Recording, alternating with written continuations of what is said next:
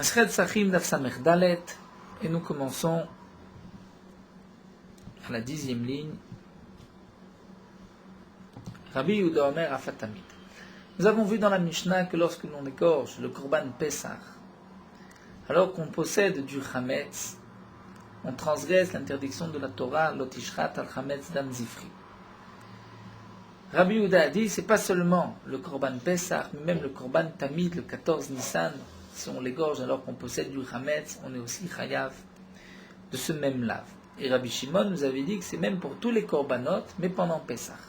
N'importe quel Korban qu'on égorge pendant Pessah, si on possède du Chametz, on est Chayav. Le 14 Nissan, Rabbi Shimon est d'accord que ce n'est que le Korban Pessah. Et là, la Gemara va nous expliquer la raison de chacun. Rabbi Yehuda Omer Afatamid, Maïtama de Rabbi Yehuda, quelle est la raison de Rabbi Yehuda? Amar Lecha, il te dit Zifri. Dans le passouk, c'est marqué Lotishrat al Chametz Dam Zifri. Le sang de mon Zevar Hamiyuchadli, qui m'est particulier, destiné, c'est-à-dire le Miyuchad, c'est Maïniou Korban Tamid. Si vraiment la Torah ne nous parle que du Korban Pessah, la Torah aurait dû dire Zevar, Lotishrat al Chametz Dam Zevar. Pourquoi Zifri? C'est mon Korban, le Korban bien connu, habituel, quotidien, le Korban Tamid. Donc d'après Rabbi Yehuda, c'est même le Korban Tamid. Rabbi Shimon Omer, à Pessah Be'arba Asa, la Gemara demande Maïtama de Rabbi Shimon. Quelle est la raison de Rabbi Shimon? D'après Rabbi Shimon, pour tous les Korbanot, on est aussi Chayav, seulement il y a une différence entre le 14 et les autres jours de Pessah. La Gemara répond, dirtif, c'est marqué Zifri, Zifri, très hymné. Cette interdiction de la Torah, Lotishrat al Chametz Dam Zifri, est marquée 2 fois dans la Torah. Dans Shemot, Rav Gimel, et aussi dans Shemot Lamed Dalet. Puisque c'est marqué 2 fois Zifri avec Yud, alors que la Torah aurait très bien pu marquer Zevar tout court, je vais lire ainsi, nous dit Rabbi Shimon, Keribe Zevar, donc je vais prendre un Yud du premier et je vais le mettre dans le deuxième, la deuxième fois où c'est marqué Zifri. Je vais lire la première fois Zevar, donc ce n'est que le Korban Pessah. Et ensuite je vais lire Zifrayai, mes Korbanot, puisque je vais rajouter un deuxième Yud. C'est-à-dire tous les korbanot. Donc puisque la Torah marque 2 fois Zifri et que les 2 yud sont en plus, je vais enlever un yud d'un côté, je vais le placer de l'autre côté, et je vais dire, la Torah m'interdit le korban Pessah et la Torah m'interdit tous les korbanot. Mais là, j'ai séparé korban Pessah des autres korbanot. Les ma'il cheta palginu rachmana. Et pourquoi la Torah les a séparés me'adadé l'un de l'autre? Velo katar zifraye. Pourquoi la Torah n'a pas dit zifraye, mais zvachim?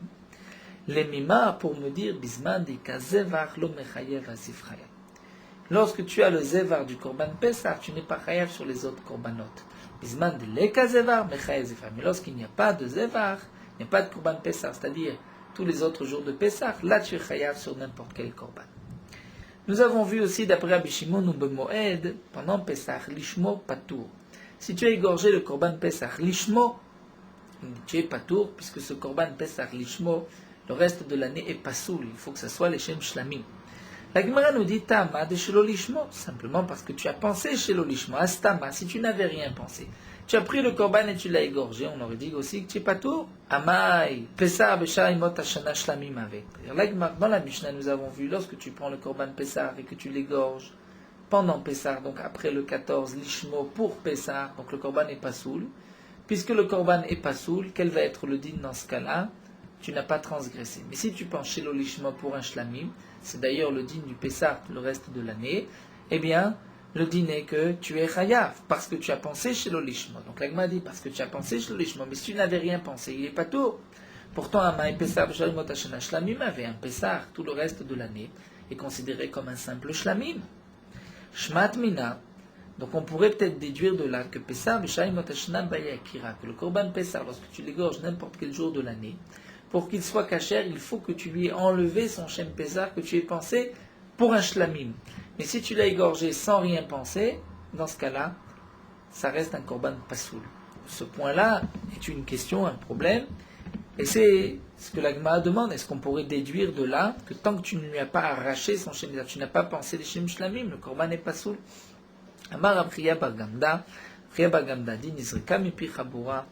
Ceci a été sorti de tout le groupe des Chachamim, Vamrou, ils ont tous dit ensemble Kegon shayu baalim tmemet. Ici, on parle dans un cas particulier où les propriétaires sont devenus impurs de l'impureté d'un mort, mais ils avaient prévu leur korban pour le premier Pessah. Étant donné qu'ils sont devenus impurs, nous avons une halakha que celui qui est impur fera le Pessah Sheni. Donc le Pessah qu'il avait, il l'avait réservé, il était destiné au Pessah Sheni. Puisqu'il était au Pessah Sheni, Vinitrin les Pessah Sheni, la Stam et les Shum Pessah. Et ce korban, il est réservé au Pessah. Et donc là, tant que tu ne lui as pas enlevé le Shem Pessah, tu n'as pas dit Shlamim, le korban est pasoul, puisqu'il est destiné à être un korban Pessah Sheni. Mais lorsque tu as un korban, tu as fait ton korban Pessah, et tu as encore un autre sur lequel tu as dit Pessah, là toute l'année, même lorsque tu l'égorges sans rien dire, peut-être que le korban sera caché. Là nous allons commencer la nouvelle Mishnah, où la Mishnah va nous expliquer comment on procédait pour le korban Pessah. C'est marqué à Pessah Nishra Bishlosha Kitot. Le korban Pessah était égorgé en 3 groupes. Il y avait 3 groupes qui rentraient à tour de rôle dans la Hazara. Chez Nehema, comme c'est marqué, Veshachatu Oto Kol Kaal Adat Israël, vous égorgerez toute l'assemblée du peuple d'Israël. On explique Kehal, Ve'eda, Ve'Israël. On édoreche les 3 mots. Kaal, Eda, Israël, c'est-à-dire 3 groupes. Comment ça, Nichnesa Katarishona, le premier groupe va rentrer. Nitmala Hazara, la Hazara était pleine. Na'alu Daltot Hazara, on a fermé, ou les portes se sont fermées. Taku Eriu, Taku, on sonnait du chauffard, une tkia, une trois, une tkia. Ensuite, à Kohanim, Omdim, Shurot, Shurot.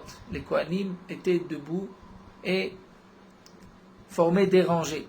Ubeyedem, Baziche Kesef, dans leurs mains, il y avait des kelim en argent, ou Baziche Zahav, et des kelim, des récipients en or, pour recevoir le sang et l'asperger sur le misbéach. Étant donné qu'il y avait des tas de korbanot, on devait prendre le sang et le verser sur le misbéach, donc il fallait faire une chaîne pour aller plus vite.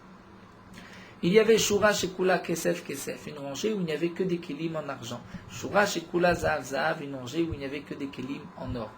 Lo Hayu Meoravim, ils n'étaient pas mélangés. Et on mettait d'un côté toutes les lignes, toutes les rangées qui avaient des récipients en argent, et d'un autre côté tous les Kohanim qui avaient des récipients en or. Velo Hayu le Bazichim Shulaim, et les récipients n'avaient pas de fond. Shema Yanichum Veikaresh Adam, de peur que les Kohanim vont peut-être le poser, le sang va coaguler.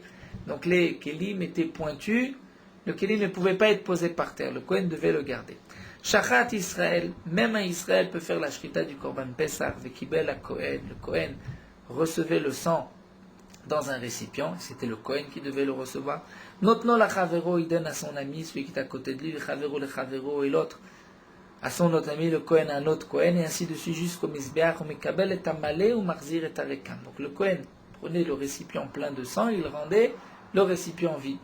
Kohen a karovetzel la Mizbeach, le Kohen qui était le plus proche du Mizbeach, zorko zrika achat keneged yesod, il versait une zrika, une seule fois à côté du yesod, neged yesod, c'est-à-dire, comme Rachid nous l'explique, il n'y avait pas le yesod, la base du Mizbeach, de tous les côtés, il n'y avait pas du côté sud et du côté est, il n'y avait que du côté de Safon et Maharav, ouest et nord.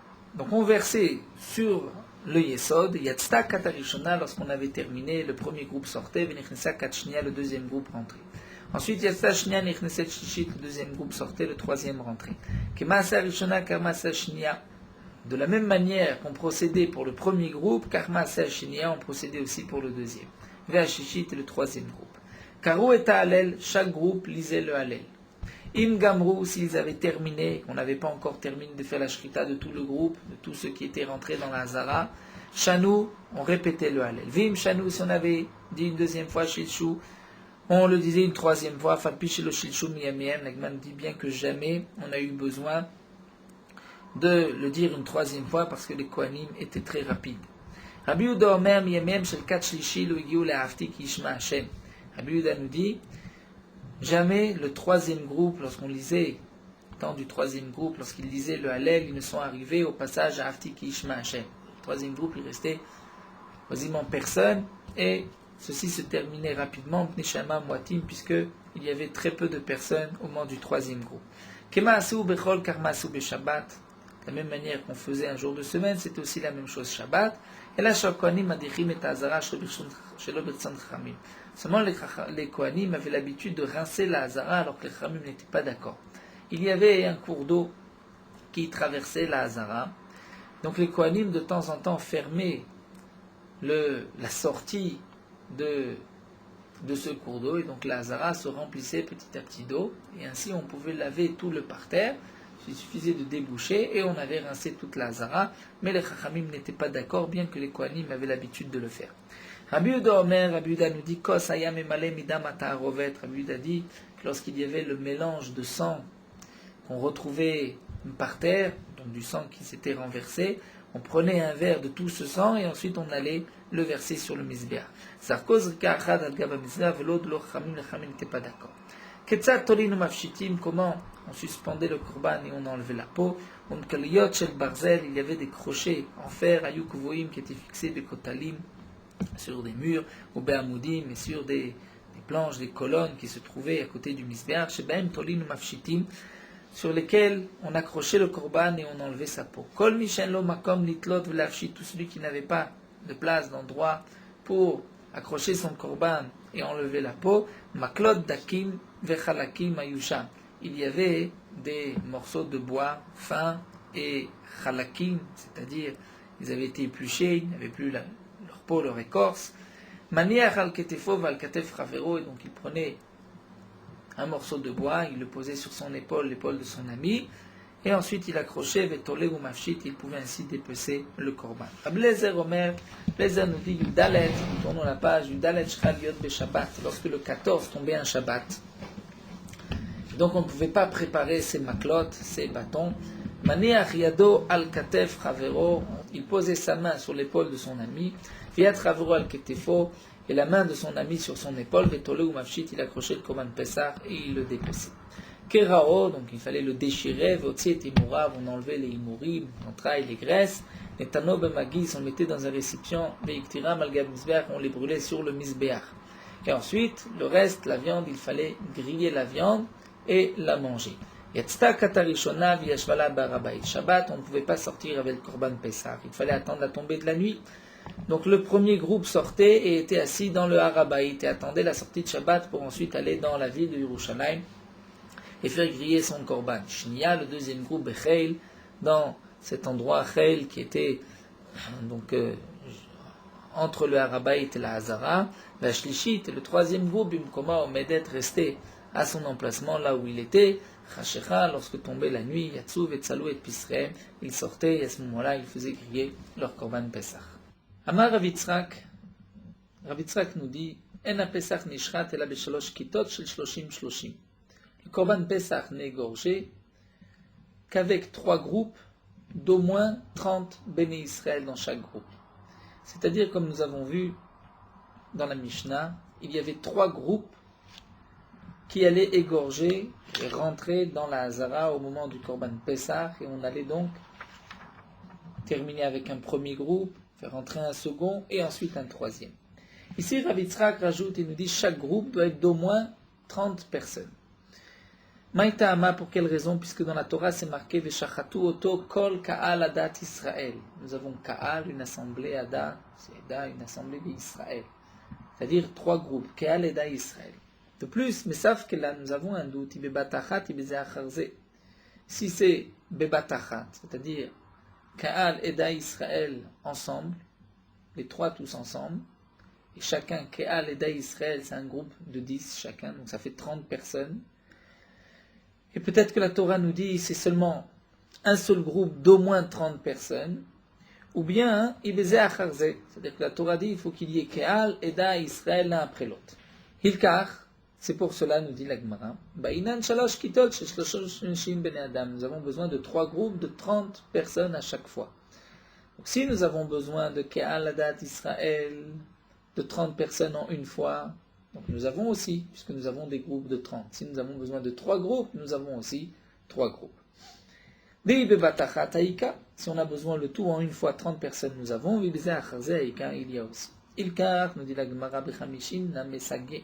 En vérité, même si nous avons 50 personnes, non pas 90 personnes, mais 50 personnes, on peut aussi appliquer et sortir du doute du Safek. Pourquoi? Des Aïlin Tlatin, on va faire entrer d'abord 30 personnes, Ve'avde, et ils vont faire leur Korban Pesach. Ensuite, Aïlé Asara Venafke Asara, on va faire rentrer 10 personnes et sortir 10 personnes.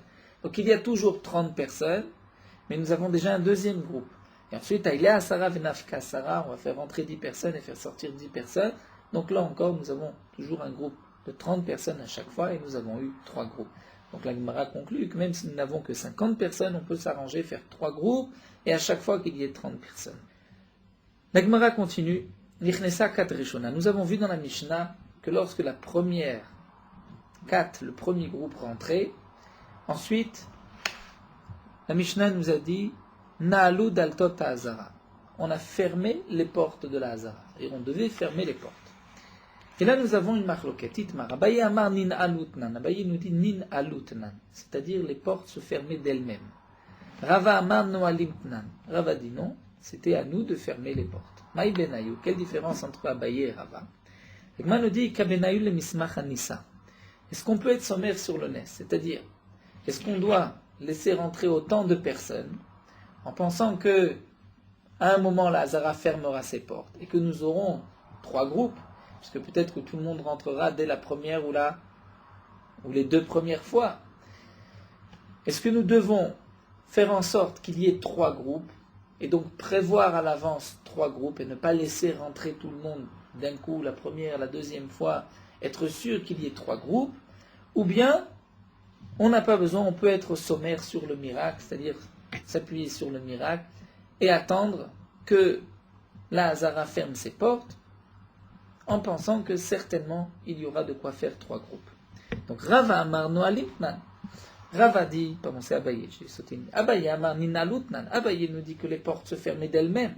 C'est-à-dire Kamada Ilu Ma'alu, on laissait rentrer autant de personnes qui rentraient, Vesamchina Nanissa, et on s'appuyait, on attendait le nes, le miracle, lorsque les portes se fermaient, et maintenant, vous attendez dehors. Et on était sûr qu'il y allait avoir en fin de compte 3 groupes, que la Hazara n'allait pas se laisser rentrer en 2 fois, en une fois, tout le peuple d'Israël. Rava Amar Noalimtnan. Rava nous dit non. Dans la Mishnah, Noalimtnan, c'est lo samchina nanissa. On ne tient pas compte du nes, on doit faire en sorte, prévoir à l'avance qu'il y ait 3 groupes. Va'aditnan, nous dit la Gemara, nous avons une Mishnah. Cette Mishnah ne nous parle pas du Korban Pessah. C'est une Mishnah dans Eduyot concernant le dîme de la femme Sota. La Mishnah nous dit que En Mashkin, on ne donne pas à boire le breuvage de la Sota à toute femme convertie ou Meshucheret, c'était une esclave qui avait été affranchie. Dans Masechet Eduyot, Amroulo, les Chachamim ont dit à Kavia ben Mahalalel, qui lui a dit qu'on ne te faisait pas boire ce breuvage à une guillorette, à une convertie. Pourtant, Maaseh de Karkamit, c'est ce que rapporte Rashi, c'était le cas de l'île de Karkamit, Shifra. Karkamit, Shifra, c'était une servante qui était à Yerushalayim. Et Shmaya et Aftalion lui ont fait boire de ce breuvage, bien qu'elle était Shifra Meshucheret. Donc a priori, c'était une question contre Akavia ben Mahalalel. Et c'est marqué à Marlahem qu'Akavia ben Mahalalel a répondu que Dougma Ishkua, c'est-à-dire, en vérité, domine-la, Dougma, il leur ressemblait. C'est-à-dire, comme Shmaya et Aftalion étaient eux-mêmes des convertis, ou d'après certains, ils étaient enfants de convertis, ils ont fait boire à cette Shifra aussi, alors qu'en vérité, Alpidine, ils ne devaient pas faire boire aux convertis. C'est marqué que, à la suite de cette réponse, les Chachamim l'ont mis en excommunication pour avoir manqué de respect à Shmaya et Aftalion. Et la Gemara, et dans la Mishnah de Eduyot, c'est marqué Amar Rabbi Yehuda, ça c'est ce que nous avons ici. Chaz v'shalom shakavia ben Mahalalel, Chaz v'shalom, ce n'est pas Akavia ben Mahalalel qui a été mis en excommunication. Pourquoi Hashem Hazara ninelet al kol adam d'Israël b'chokhma b'iratret kakava ben Mahalalel? Parce que la Hazara ne fermait pas ses portes sur le peuple d'Israël, c'est-à-dire sur aucun homme qui était aussi grand b'chokhma, de sagesse et de crainte du péché comme Akavia ben Mahalalel. Donc nous avons une Mishnah où Rabbi Yehuda nous enseigne qu'Akavia ben Mahalalel était donc à l'époque le plus grand du peuple d'Israël, b'chokhma ou b'iratret, mais c'est marqué que la Hazara ne fermait pas ses portes. Donc comment comprendre d'après Abaye et d'après Rava? La Gemara dit Abaye metaretz letame, Rava metaretz letame, Abaye metaretz letame. Abaye explique, puisque Abaye nous a dit que la Hazara fermait elle-même ses portes, c'était un miracle. Donc on va lire dans la Mishnah, En Hazara, il n'y avait personne, aucun Israël dans la Hazara. Besha'a shenin ala, au moment où les portes se fermaient d'elles-mêmes. Al kol adam b'Israël, sur tout homme d'Israël, b'chokhma b'iratret, il n'y avait personne qui était aussi grand en sagesse et en crainte du péché comme Akavia ben Manalel. Et Rava metaretz letame. Rava répond et explique la Braïta, explique la Mishnah, les mots de Rabbi Yehuda, non pas chez Nazara nin elet, elle se fermait d'elle-même, mais en ba'azara b'shah chez Noalim ota, au moment où on fermait la Hazara, puisque d'après Rava, on devait fermer les portes de la Hazara, donc il n'y avait personne. B'chokhma b'iratret comme Akavia ben Malalel. Tanu Rabbanan, la Gemara continue. Nous avons une Braïta qui nous dit, Me'olam lo nitmeach adam ba'azara. Jamais un homme n'a été écrasé dans la Hazara au moment où les Bnei Israël rentraient tous pour sacrifier leur Korban Pessah, Chutz, à l'exception mi Pesach Echad, d'une année d'un Pessah, Shaya b'Meilel, qui était à l'époque de Hillel, chez Nitma Erbo Zaken Echad, il y avait un vieillard qui a été écrasé par la foule, Vayu Korim Oto Pesach Meochim. On appelait depuis ce Pessah Pesach Meochim, c'est-à-dire puisqu'il avait été écrasé. Tanu Rabbanan, Nagman nous rapporte une autre braïta. Une fois, le roi Agrippas voulait savoir combien de Bnei Israël, quel était le nombre des Bnei Israël. Amarle, il a dit, le Kohen Gadol au Kohen Gadol, Ten enecha bepsachim. Jette un œil dans les psachim. Au moment du Korban Pesach, lorsque tout le clan Israël est rassemblé, tu vas compter les Bnei Israël. Natal Kulia Mikol Echad. Il a pris un rein de chaque korban. Venim Tseusham. Et on a trouvé Shishim Ribo, 600 000 zougé, donc paires de clayotes de reins. C'est-à-dire qu'il y avait 2 fois 600 000 korbanot qui flaiment le double que Yotse Mitzrayim de ceux qui sont sortis d'Égypte, parce qu'il y a 600 000 personnes qui sont sorties d'Égypte. Donc il y avait 1 200 000 de korbanot. Chutz mitamev shaebeder choka, à l'exception de tout homme qui était impur et qui était dans un derchoka, qui était loin, qui ne pouvait pas apporter son korban Pessah. Donc sans compter encore quelques Bnei Israël qui ne faisaient pas partie du compte. Et de plus, ve'enlecha kol Pesach ou Pesach shelo nimnu alav yoter masara bnei adam. Lui n'a pas compté les hommes, mais a compté les korban Pessah. Chaque korban Pessah avait été apporté par un groupe d'au moins 10 personnes. Donc, on nous dit, on évalue au moins s'il y avait 1 200 000 korbanot, et que sur chaque korban, il y avait au moins 10 personnes, donc il y avait au moins 12 millions de personnes. Vayu korimoto Pesach Meuvim, et on l'appelait le Pesach Meuvim, épais, c'est-à-dire où il y avait beaucoup de monde. La Gemara demande, Natal Kulia, comment ont-ils pu prendre un rein à Bayaktara? Pourtant, le rein fait partie des entrailles qu'on doit brûler du Korban Pessah sur le Mizbeach. La Gemara répond, De Hadar Maktir Lehu. On va ensuite le brûler. C'est-à-dire, sur le moment, on les a comptés, ensuite on les a tous pris, on les a mis à brûler. Active demande la Gemara, mais pourtant Viktiro, c'est marqué Viktiro. Viktiro signifie vous le brûlerez. Chez l'Oyaref Hanavav Shel Zebazé, il ne faut pas mélanger les graisses d'un avec l'autre. La Gemara répond, Adam Maktir Lehu Chadachada. Effectivement, on ne prenait pas tous les reins d'un coup et on les brûlait, mais on prenait chacun séparément. Vatania, et pourtant la Gemara nous dit, nous avons une autre braïta qui dit Viktiram, où la Torah nous dit, il faut les brûler, Viktiram à Kohen à Mizbecha. Le Kohen devait les brûler sur le Mizbeach, et on apprend de là, chez Yé Kulo Keechad, que tous les hémorim, tout ce qu'on doit brûler, soit ensemble. On ne peut pas en 2 fois brûler les hémorim. Et là, répond la Gemara, Tfisa Be'alma de Shakil Minayu. En vérité, le Kohen ne prenait qu'un rein sur le moment, il levait la main, il montrait, il y avait un autre Kohen responsable qui mettait à la place dans une boîte, nous dit Rashi, une fève ou une pierre, et ensuite c'est les fèves et les pierres qu'on a comptées, mais immédiatement, après on avait brûlé la koulia, le rein, avec l'ensemble des chalavim. Donc des shakil minayut, fissa balma des shakil minayut, on les prenait à diavinam d'achimé, le temps qu'on prenne un autre objet à la place, et qu'ensuite on comptait les pierres ou les fèves.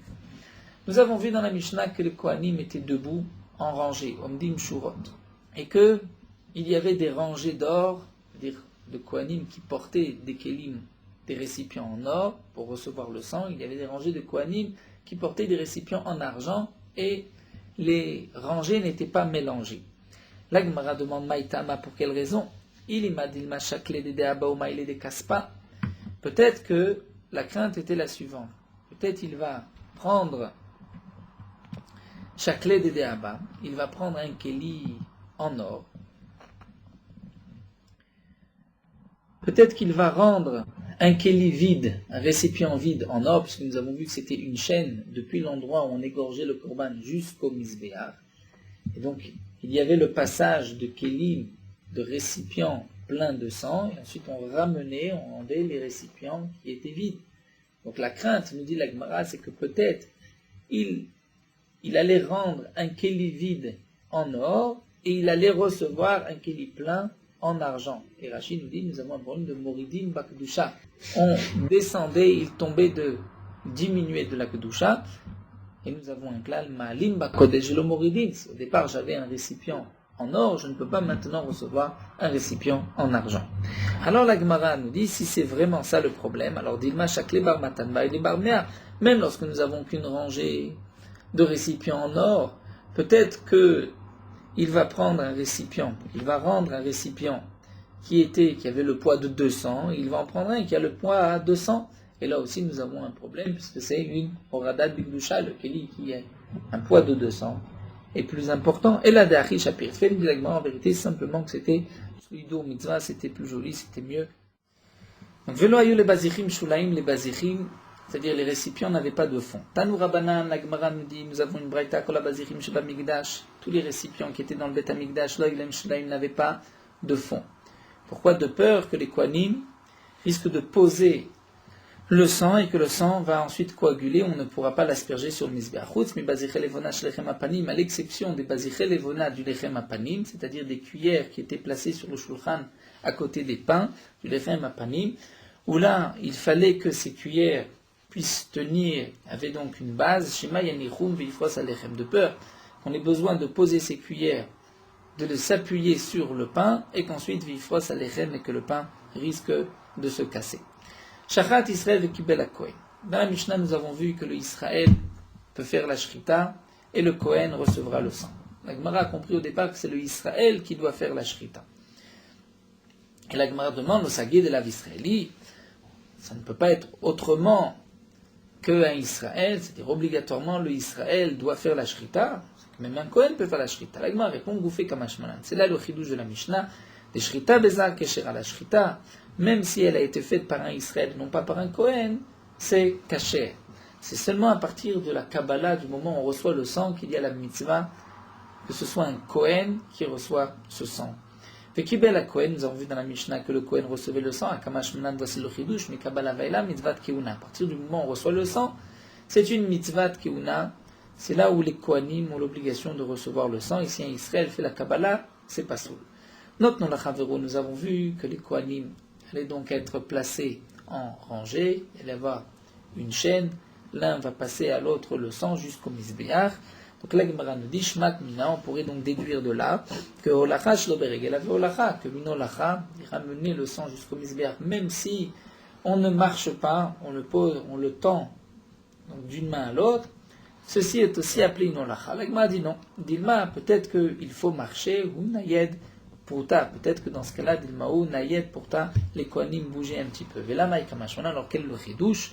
Kamashmanan Berova Madrat Meler, que Berova Madrat Meler, c'est-à-dire que tous les Kohanim étaient à Sukim Ba'avoda, et donc étaient en rangée tous ensemble pour faire la mitzvah, même si chaque Kohen donc devait un petit peu se déplacer. Nous avons vu aussi dans la Mishnah que Kibel et Amalé ou Marser et Arekan, il devait d'abord recevoir le kéli, le récipient où il y avait du sang, donc le kéli plein, et il rendait le kéli vide. Avali fera l'eau, mais le contraire, l'eau. Il ne pouvait pas d'abord rendre le kéli vide et ensuite récupérer le sang, récupérer le kéli avec du sang. Mais ça, il est Rabbi Shimon Lakish, c'est une preuve Rabbi Shimon Lakish qui a dit, Damar Rabbi Shimon Lakish, en ma'avirim la mitzvot. Rabbi Shimon Lakish nous a dit, on n'est pas ma'avir la mitzvot. Lorsqu'une mitzvah se présente à nous, on doit immédiatement la prendre.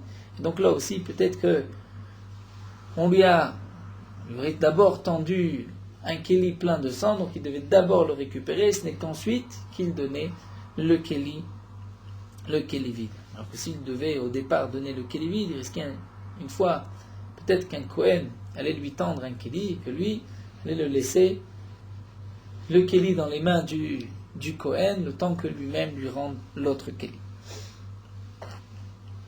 Ensuite, nous avons vu dans la Mishnah que Kohen Akarov Etzel HaMizbeach, le Kohen qui était proche du Mizbeach, prenait tout ce sang et le jetait sur le Mizbeach. Nous avons Bezrika, Vezorko, le Mizbeach, mais Matana Achad d'un seul coup.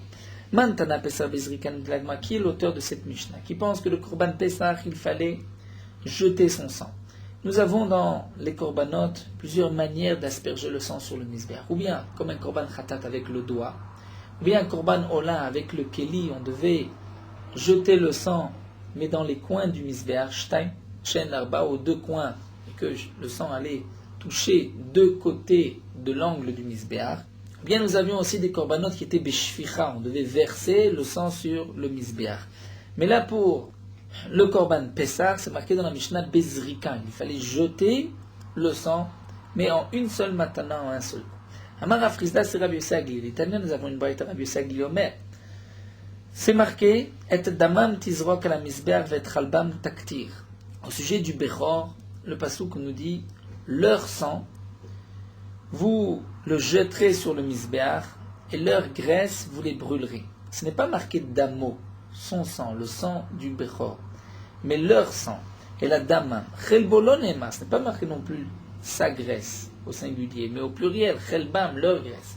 Imed al Bechor ou maaser ou pesar, de là on apprend que le Bechor, le maaser et le korban pesar, donc le korban d'un Bechor, parce qu'il y a un premier-né, on devait aussi le sacrifier, le maaser, 1%, 1 pour 10 des bêtes qui étaient nées de ce troupeau, ou pesar, le korban pesar, shen teuni matan damim ve'imorim legabizver. L'obligation est de verser en une seule fois bezrika, le sang sur le misbéa, et les imorim aussi devaient être brûlés sur le misbéa, puisque nous n'avons pas d'autre source. Au sujet du korban pesach, la Torah ne nous dit pas que le sang devait asperger sur le misbéa, donc on l'apprend du bechor. Au minalam des teunim yesod, nous avons vu qu'on devait verser, donc nous devons le jeter dans un endroit Keneged à Yesod, à côté, un endroit où se trouvait un coin du Misbéach, où se trouvait le Yesod. La base du Misbéach n'était pas de tous les côtés, comme Rashi nous l'a déjà dit dans la Mishnah. La base du Yesod se trouvait à l'ouest et au nord. Alors, du côté sud et du côté est, il y avait juste une amas de Yesod, mais il n'y avait pas plus, comme l'Agma nous dit dans Maseret Zvachim.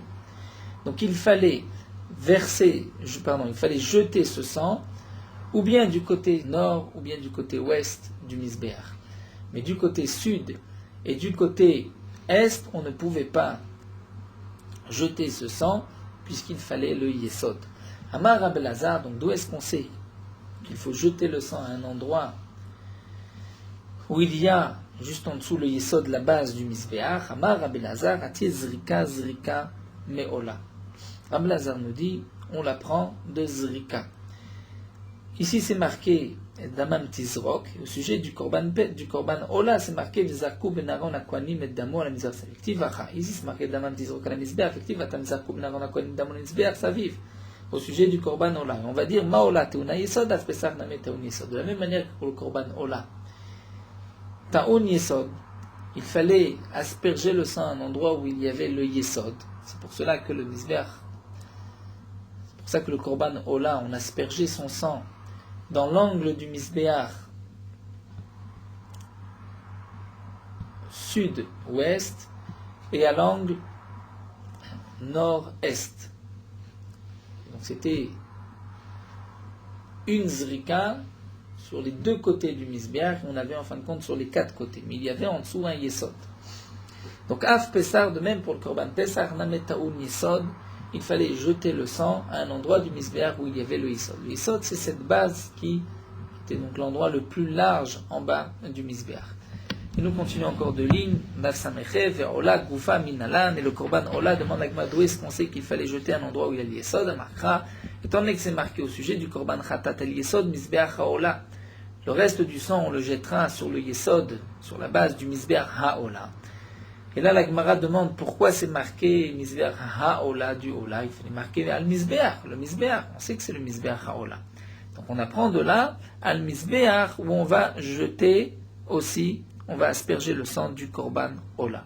Alma Ola Tuna Yesod. Donc on sait que le Korban Ola on devait jeter le sang sur un endroit où il y avait le Yesod, et donc on apprend, de même pour le Korban Pessah, on devait jeter son sang à un endroit où se trouvait le Yesod.